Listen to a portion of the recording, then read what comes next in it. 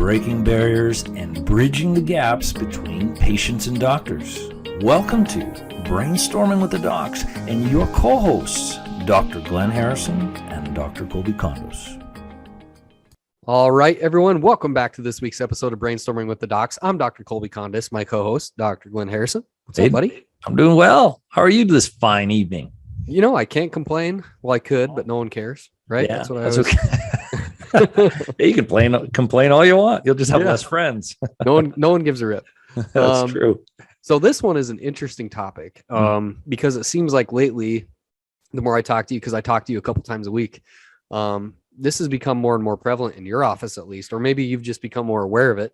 It could be. I don't know what it is, but it's kind of scary, actually. It's honestly scary from what you see. So today, the more you know, the more you know. That's it too. I think that the more you know, the more you look for the boogeyman, right? The more you look for the bad stuff. But yeah, we'll cover it today anyways, because it will be valid to somebody, hopefully. And we're going to talk about lupus today, or systemic lupus erythematosus, or SLE, as it can be abbreviated as well. So if this is your first time watching or listening and you find value in this content, please hit like and subscribe, turn on notifications, because we're going to continue to roll out new topics like this each and every week.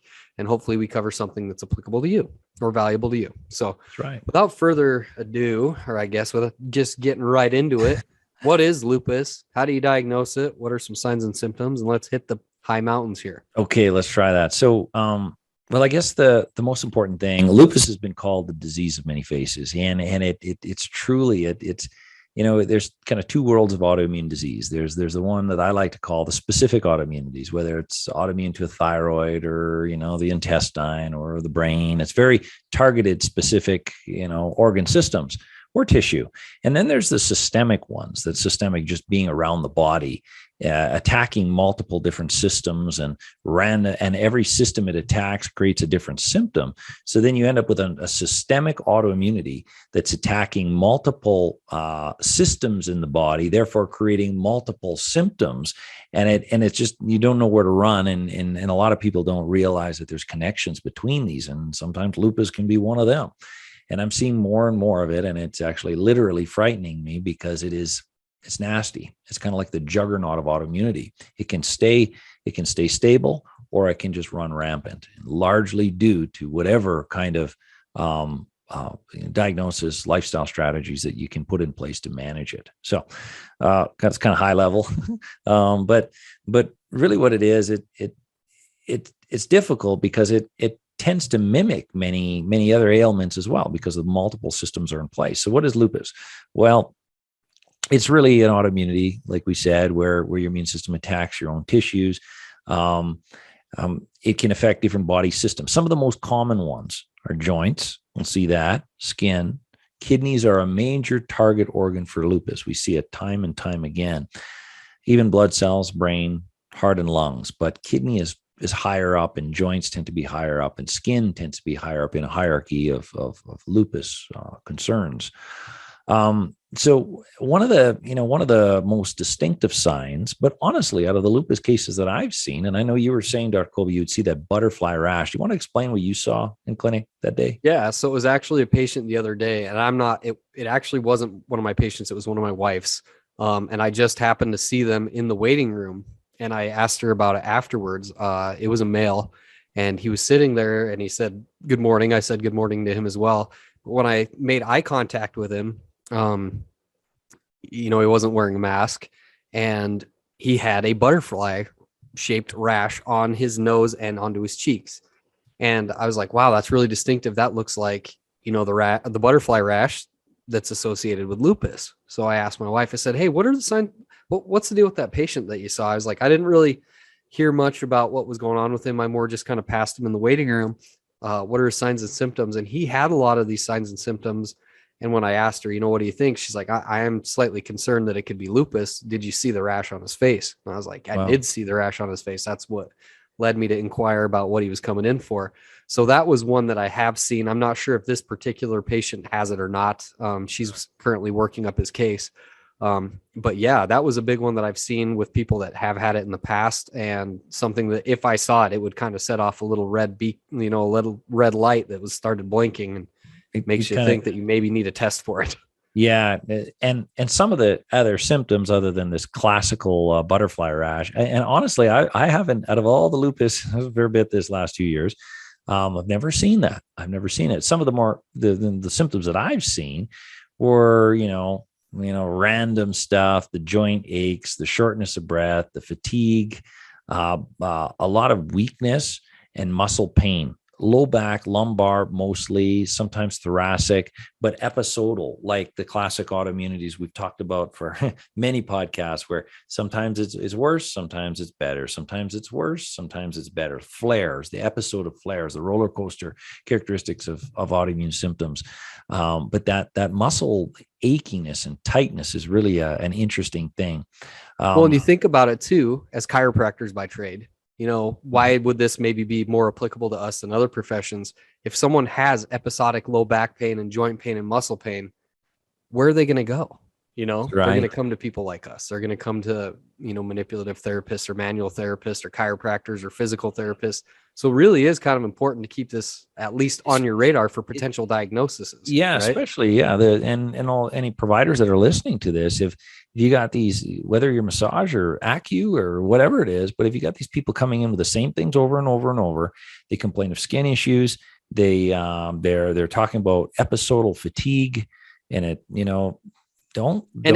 comes in pairs, right? It's the weirdest thing. Like, I get super tired. I kind of have this feeling of general malaise, and then my back starts to hurt. And I don't have the flu, I don't think. That's right. Then you're like, oh man, this could be a potential diagnosis. Maybe need to investigate it or send them somewhere where they can send them off. Yeah, send them off to just get another opinion. Don't dismiss these symptoms that are episodal.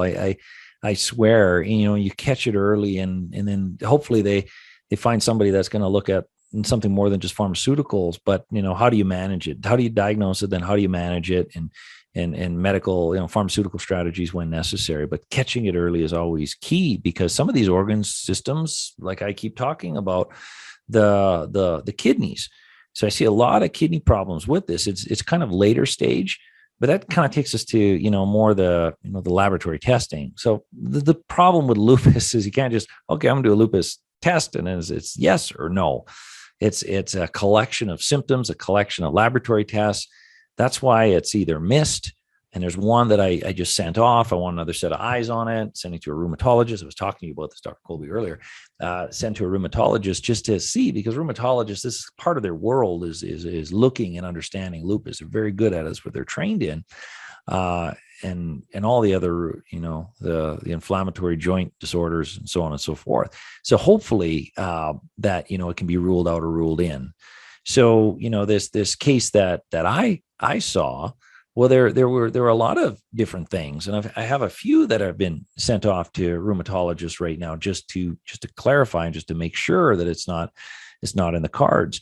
Some of the things when it comes to a laboratory test that I do is high level is ANA antibodies. Now, ANA, if you're in the world of, diagnosis of autoimmunity, you've heard of ANA. It's high level. It doesn't mean anything. It just means it's the first kind of opening up the door. Yep. Positive, then you get deeper into it. Yep. It doesn't necessarily mean you have lupus if you have an ANA antibody. It just means that you have some sort of autoimmunity, right? Yeah, up to 150 autoimmunities it could be. Yeah, so 150 auto antibodies, autoimmunities. But so some doctors, they like to do the ANA, and then they go a little deeper, and then they do DNA antibodies, and then they go a little deeper and a little deeper. If I see it, I just order a big panel and hit them all. And I'm like, okay, what are the findings? Let's move this case along to where it needs to be. But kidney function tests should be another thing that are looked at in a urinalysis, as well as some blood work, making sure there's nothing abnormal in kidney markers. That there's no elevated kidney enzymes, that there's no aberrancies in the GFR. That's right. Yeah. Making sure, the three, the BUN, the creatinine, and the EGFR are stable. If there's only one abnormality, I've seen a middle stage lupus case that this is kind of interesting. He had those symptoms, those physical symptoms we're talking about, but then when it came to his kidneys, there was only one marker that was kidney function out of the three, BUN, creatinine, and EGFR. There was only one kidney marker that was slightly reduced or elevated, and that was creatinine. the other two were good. So you see that's like, well, it's 1 out of 3. That doesn't mean anything. It's hydration, Right. it's protein consumption, there's all Yeah. these other things. But then when his urinalysis showed up, we're actually seeing blood in his urinalysis. So, Well, you got to do all of it, right? Do both of them. Exactly. And here's the thing, urinalysis is super cost effective. I don't know, $10, $15. Yeah. I mean, if you're going to run a kidney test, you might as well do a urinalysis. Yeah. So, right? So it was really interesting to see these subtle signs in blood work that wasn't a big elephant in the room. He had this individual had ANA. They had the 1 out of 3 blood kidney markers were abnormal, and then had an abnormal urinalysis. It's not a red flag, but this individual also had DNA antibodies. Okay, there's an association between these markers, and they also had mitochondrial antibodies, which is another one that should be looked. There's a correlation between them. We still don't know why there's a connection, but you kind of have these certain markers you hit, and you get that early screening. But then you got to look at the whole human, and then make clinical judgment. Okay, is this leaning that way? And if it is, you got to monitor the organ systems that are the ones that tend to be targeted, which kidneys tend to be the highest there. So it is a beast, to say the least. And a lot of times it's missed. And if it's missed too early, the progressive state continuously going. And anytime I work with lupus with a case, of course, we got to have medical management. They got to be part of it. They got to do their thing and have that other viewpoint on it. And what we're going to do is we're going to do everything and anything required to keep their immune system calm, cool, and collective, so they can continue living their life. And so far, everyone that we caught was early, and they have more energy. They have minimal episodes of back pain. They have they're more confident because it's not this doomsday diagnosis, that they're stable.